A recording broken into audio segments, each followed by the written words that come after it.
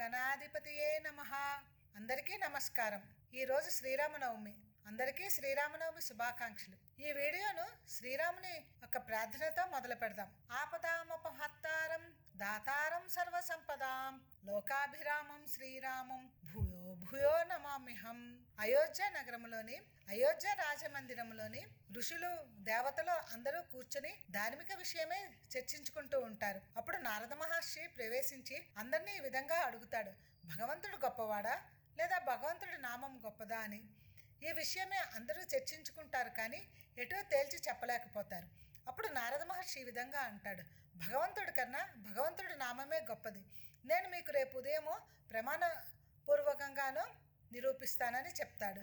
అప్పుడు నారద మహర్షి అక్కడే ఉన్న హనుమంతుడి దగ్గరికి వెళ్ళి ఈ విధంగా అంటాడు, శ్రీరాముడు రాజసభలోకి ప్రవేశించినప్పుడు నువ్వు అందరికీ నమస్కరించు, కానీ విశ్వామిత్ర మహర్షికి మాత్రం నమస్కరించవద్దు అని చెప్తాడు. నారద మహర్షి చెప్పిన విధంగానే రాముడు రాజసభలో ప్రవేశించిన వెంటనే రాముడితో సహా అందరికీ నమస్కరించాడు హనుమంతుడు, కానీ విశ్వామిత్రుడికి నమస్కరించలేదు. అప్పుడు నారద మహర్షి విశ్వామిత్రుని వద్దకు వెళ్ళి, చూసారా, హనుమంతుడు ఎంత గర్వియో, సభలో అందరికీ నమస్కరించాడు, మీకు మాత్రం నమస్కారం చేయలేదు, అందుకు తగిన శిక్ష హనుమంతుడు అనుభవించవలసిందే అని చెప్తాడు.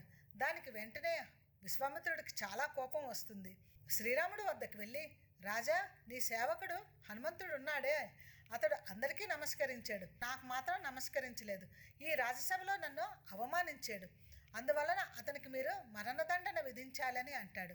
శ్రీరాముడికి విశ్వామిత్రుడు గురువు, ఒక పక్క హనుమంతుడు అత్యంత భక్తుడు.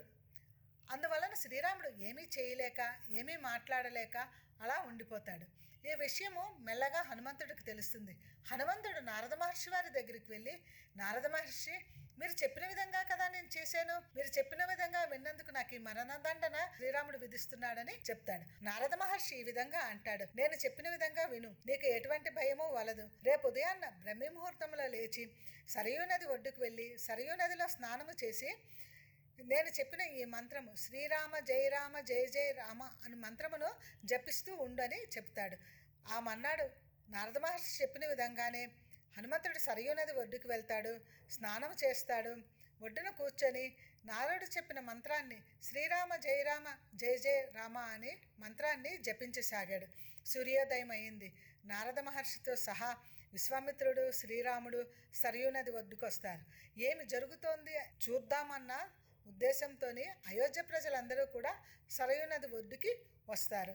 అప్పుడు దూరం నుండే శ్రీరాముడు హనుమంతుడిని కరుణాదృష్టితోని చూడసాగాడు. సమయం ఆసన్నమవటంతో శ్రీరాముడు హనుమంతుడిపైకి బాణాలను ప్రయోగించడం మొదలు పెడతాడు.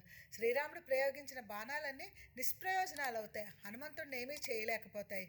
కుంభకర్ణాది రాక్షసులను చంపిన బాణాలు కూడా హనుమంతుడిని ఏమీ చేయలేకపోతాయి. అప్పుడు శ్రీరాముడు బ్రహ్మాస్త్రాన్ని హనుమంతుడి మీదకి ప్రయోగించడానికి సిద్ధపడతాడు.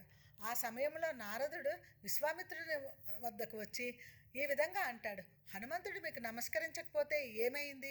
శ్రీరాముడు ఎలా అలసిపోయాడో చూడండి. శ్రీరాముడు ప్రయోగించిన బాణాలన్నీ నిష్ప్రయోజనాలయ్యాయి. అందువలన శ్రీరాముడితో చెప్పండి బ్రహ్మాస్త్రాన్ని ఉపసంహరించుకోమని అని నారద మహర్షి విశ్వామిత్రుడితో చెప్తాడు. అప్పుడు విశ్వామిత్రుడు రాముడి వద్దకు వెళ్ళి, రామా, నీవు బ్రహ్మాస్త్రాన్ని హనుమంతుడి మీద ప్రయోగించవద్దని చెప్తాడు. ఆ మాట విన్న వెంటనే హనుమంతుడు వచ్చి రాముని పాదాలపైన వాలుతాడు. అదేవిధంగా విశ్వామిత్ర మహర్షికి కూడా నమస్కరిస్తాడు. హనుమంతుడు సంకట స్థితిలో ఉండగా నారద మహర్షి ప్రప్రథమంగా ఈ శ్రీరామ జయ రామ జయ జయ రామ అనే మంత్రాన్ని ఉపదేశించాడు.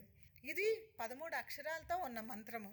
దీనిని గోస్వామి తులసీదాస్ 13 కోట్ల సార్లు జపించాడు. దానివలన ఆయన శ్రీరాముడి యొక్క దర్శన భాగ్యాన్ని పొందగలిగాడు. అదే విధముగా ఈ మంత్రాన్ని మనము కూడా జపిద్దాము, శ్రీరాముడి యొక్క దర్శన భాగ్యాన్ని పొందుదాము. జై శ్రీరామ్.